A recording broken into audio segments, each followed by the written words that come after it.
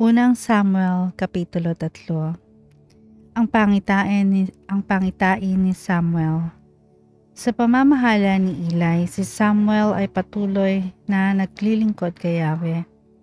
Nang panahong iyon, bihira nang magpahayag si Yahweh at bihira na rin ang mga pangitain galing sa kanya. Malabo na noon ang mata ni Eli. Minsan, natutulog siya sa kanyang silid. Si Samuel ay natutulog naman sa sangtuaryo, kung saan naroon din ang kabanang tipan. Bago magmadaling araw at may sindi pa ang ilawan sa sangtuaryo, siya'y tinawag ni Yahweh, "Samuel, Samuel."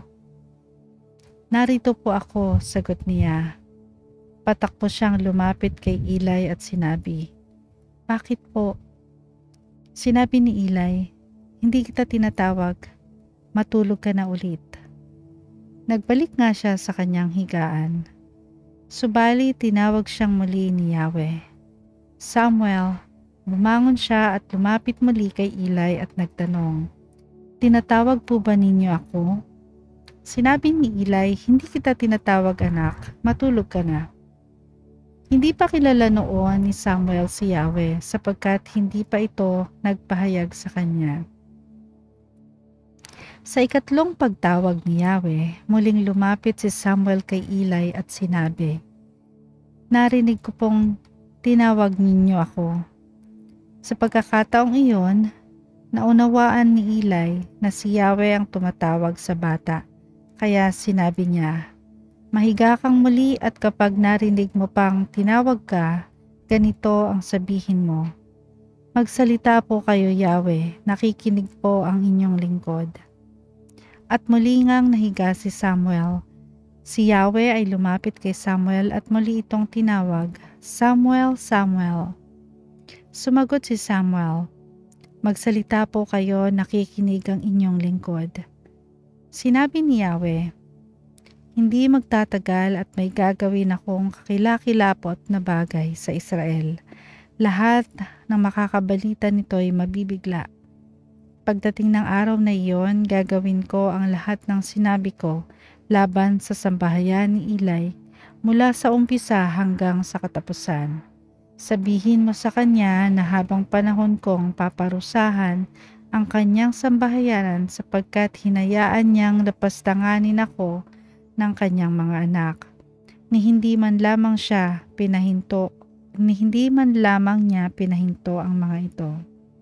Dahil dito, isinusumpa kong hindi mapapawi ng anumang handog ang kalapastanganang ginawa ng sambahayan ni Eli." Natulog muli si Samuel at kinaumagahay binuksan ang pintuan ng bahay ni Yahweh.